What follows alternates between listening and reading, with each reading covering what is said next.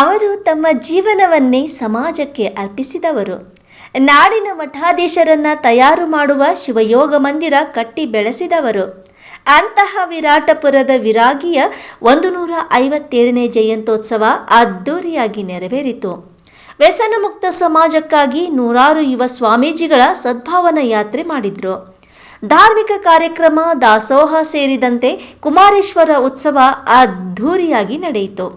ನೂರಾರು ಸ್ವಾಮಿಗಳ ಪಾದಸ್ಪರ್ಶದಿಂದ ಪಾವನವಾಯಿತು ನಾಡು ಎನ್ನುವ ಗದಗ ಜಿಲ್ಲೆಯಿಂದ ಬಂದ ಸ್ವಾಮೀಜಿಗಳ ಸದ್ಭಾವನಾ ಮೆರವಣಿಗೆ ಕುರಿತಾದ ಒಂದು ವರದಿ ಇಲ್ಲಿದೆ ನೋಡಿ.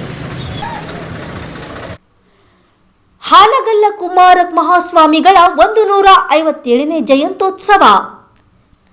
ಕರುನಾಡಿನ ನೂರಾರು ಯುವ ಮಠಾಧೀಶರಿಂದ ಸದ್ಭಾವನಾ ಉತ್ಸವ ಆಚರಣೆ. ಗದಗ ಜಿಲ್ಲೆ ಮುಂಡರಗಿ ಪಟ್ಟಣದಲ್ಲಿ ಮಠಾಧೀಶರ ಅದ್ಧೂರಿ ಕಾರ್ಯಕ್ರಮ.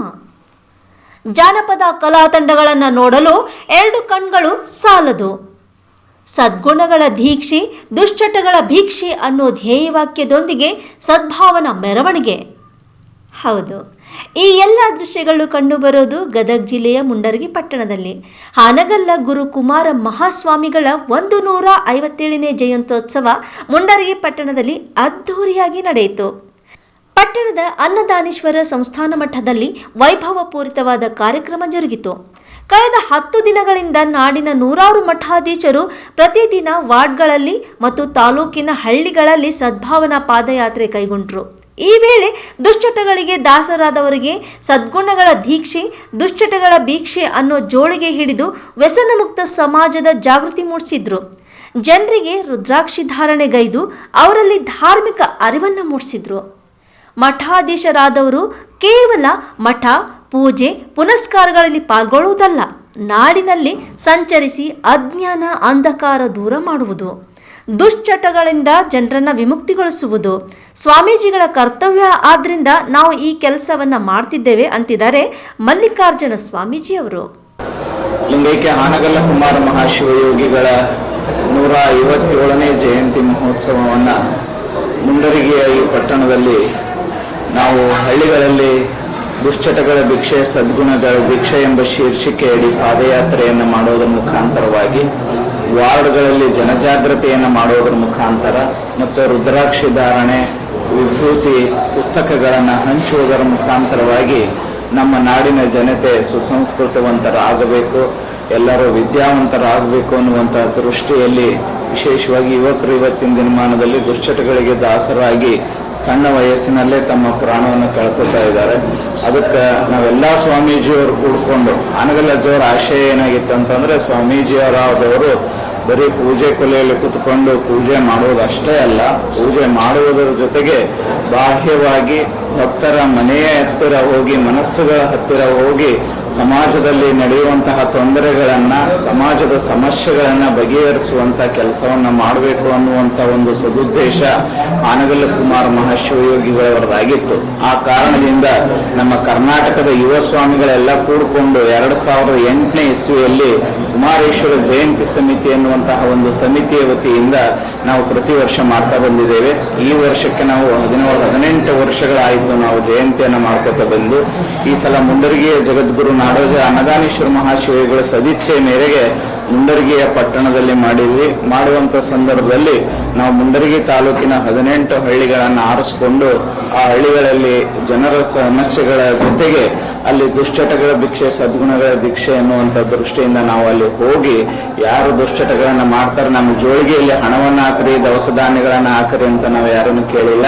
ನಿಮ್ಮ ದುಶ್ಚಟಗಳನ್ನು ನಮ್ಮ ಜೋಳಿಗೆಯಲ್ಲಿ ಹಾಕಿ ನೀವು ದುಶ್ಚಟಗಳಿಂದ ಮುಕ್ತಿಯನ್ನು ಹೊಂದಿ ಆರೋಗ್ಯವಂತರಾಗಿ ಬದುಕ್ರಿ ಎನ್ನುವಂಥದ್ದನ್ನು ಹೇಳಿ ಅವರಿಗೆ ರುದ್ರಾಕ್ಷ ಧಾರಣ ಮಾಡುವಂಥ ಕೆಲಸವನ್ನು ನಾವು ಮುಂಡರಗಿ ತಾಲೂಕಿನಲ್ಲಿ ಸುಮಾರು ಒಂದು 80-90 ಜನ ಸ್ವಾಮಿಗಳೆಲ್ಲರೂ ಕೂಡಿಕೊಂಡು ದಿನಕ್ಕೆ 2 ಹಳ್ಳಿಗಳಂತೆ, ದಿನಕ್ಕೆ 2 ವಾರ್ಡ್ಗಳಂತೆ ಸೆಪ್ಟೆಂಬರ್ 14ರಿಂದ ನಾವು ಇವತ್ತಿನವರೆಗೂ ಪಾದಯಾತ್ರೆಯನ್ನು, ಜನಜಾಗೃತಿ ಯಾತ್ರೆಯನ್ನು ಮಾಡಿದ್ದೇವೆ.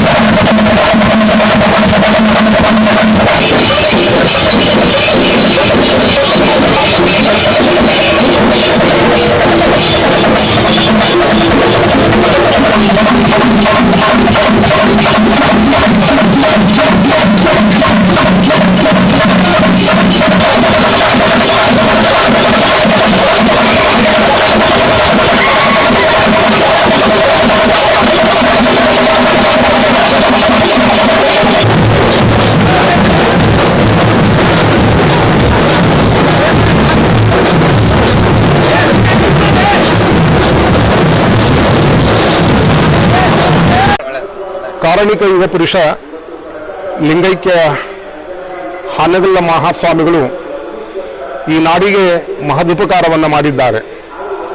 ಅವರ ಉಪಕಾರವನ್ನು ಸ್ಮರಿಸುವುದರ ಸಲುವಾಗಿ ನಾಡಿನಾದ್ಯಂತ ಅವರ ಜಯಂತಿಗಳನ್ನು ಆಚರಿಸಲಾಗುತ್ತಿದೆ.